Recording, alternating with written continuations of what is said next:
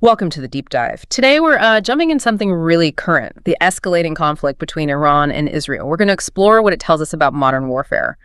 Our guide is this fascinating article, Iran versus Israel, Asymmetrical Warfare and Military Dominance. We'll unpack the strategies, the tech involved, and the unique power dynamics.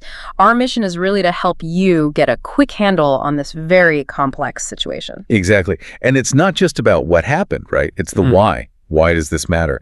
And crucially, how it kind of turns our usual ideas about military strength on their head. Okay, so let's dive into the event that really kicked things off. April 1st, Israel conducts this precision airstrike target, the Iranian embassy in Damascus, Syria. Now, this wasn't just any building. An embassy is sovereign territory, so striking it, that's basically an act of war. 7 people killed, including 2 top commanders. That's absolutely critical. Under international law, hitting an embassy is, well, it's a massive escalation. The article draws a parallel here, doesn't it? It does. To the U.S. assassination of General Qasem Soleimani back in 2020. Both incidents, the article argues, are stark examples of what it calls Western military dominance over Iran. And that dominance is underscored by the sheer precision of the Israeli strike. This detail is amazing. The Canadian embassy was right next door. Literally adjacent. Yeah. But only the Iranian building was hit. Perfectly targeted. How did they manage that? What does the article say? Well, the article points to 2 main things. First, signals intelligence, SIGINT. That's tracking phones, vehicles, communications, all that electronic stuff. Okay. But also human intelligence, spies on the ground. Inside the embassy, potentially. Providing those crucial insider details. It sounds like a spy thriller, but it's real-world intelligence gathering. Right. So Iran couldn't just ignore this. They had to respond, and they did. Operation True Promise. This involved launching, over 300 drones and missiles towards Israel? Yeah, a significant volley. And immediately we got these 2 completely different stories about what happened next. Right, what were they? Israel claimed very quickly that they'd intercepted 99% of everything Iran threw at them. Minimal damage. A huge defensive success, basically. Okay, that's narrative 1. Narrative 2 from Iran was quite different. They insisted the attack was deliberately calibrated, designed not to cause mass destruction, but to send a clear message, to show capability without triggering an all-out war. Okay, let's pause here because this is interesting. The article we're looking at actually suggests Iran's version, the calibrated response, might be more strategically believable. Why? Given Israel's claim of near-perfect interception. That's a really good question. The article argues that Iran realistically cannot afford a full-scale conventional war.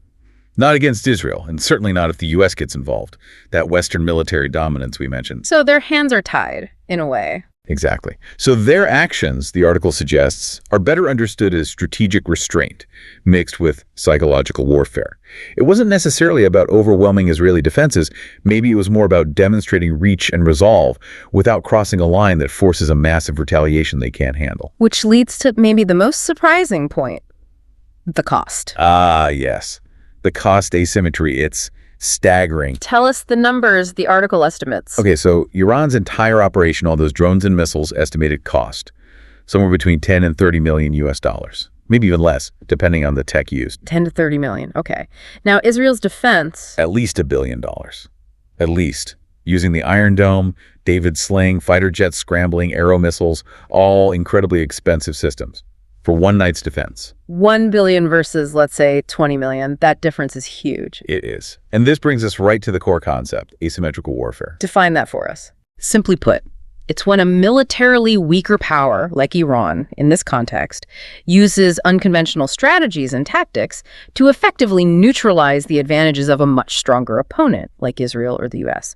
They don't play by the same rules because they can't. The article uses a great analogy for this. It asks you to picture a heavily armored soldier, loaded with the best gear that's the dominant power, Israel, U.S. Right. But they're fighting in a dense forest full of traps that's controlled by a smaller, much more agile fighter that's Iran. Yeah, exactly. This smaller fighter knows the terrain, uses guerrilla tactics, hit and run, maybe psychological tricks, basically outsmarting the brute force of the heavily armored soldier. They're not meeting strength with strength. Precisely. And this isn't just a theoretical idea. The article brings up a really compelling historical example. Which one? The Millennium Challenge exercise back in 2002. This was a massive, very expensive U.S. war game simulating a conflict with Well, basically Iran. Okay, simulation. What happened? In the first round, the commander playing the Iran role used classic asymmetrical tactics. Small, fast attack boats, suicide boats, even overwhelming missile barrages, jamming communications, all designed to bypass the U.S. Navy's high-tech defenses. And he won, decisively, sunk a large part of the simulated U.S. fleet. It was a shock. Wow. So what did the U.S. military brass do? Learn from it? Well, not exactly how you'd hope. For round two, they essentially reset the game. They put constraints on the Iran player, banning many of those successful asymmetrical tactics. They basically rewrote the rules so they couldn't lose that way again. So they won the second round? Yes, but it was an artificial win. The article uses this to illustrate a key point: the potential inflexibility of dominant military powers. They sometimes resist adapting to threats that don't fit their conventional doctrines. There's a resistance to creative, unconventional threats. It really makes you wonder, doesn't it, if that lesson, from over 2 decades ago actually sunk in, or if that kind of thinking persists. Absolutely. And the article calls this tendency the fatal flaw of empires. It's this combination of factors: bureaucracy slowing things down, hubris, just sheer overconfidence in your own superiority, and that strategic inflexibility we just talked about. Whereas Iran? Iran doesn't have the luxury of dominance. Their relative weakness forces them to be creative, to be adaptable, to think asymmetrically. And that, paradoxically, makes them a really formidable opponent, even without matching firepower. So, wrapping up the article's main takeaways, it seems to suggest Iran isn't looking for a quick knockout punch, but is probably settling in for a long-term, simmering asymmetric conflict with Israel and the U.S. That seems to be the implication. Play the long game. Use disruption. Use psychological pressure. It suggests that while the U.S. and Israel clearly dominate in conventional military terms, this very dominance might contain the seeds of its own problems if they can't adapt to these asymmetrical challenges. It's a different kind of warfare. It really is.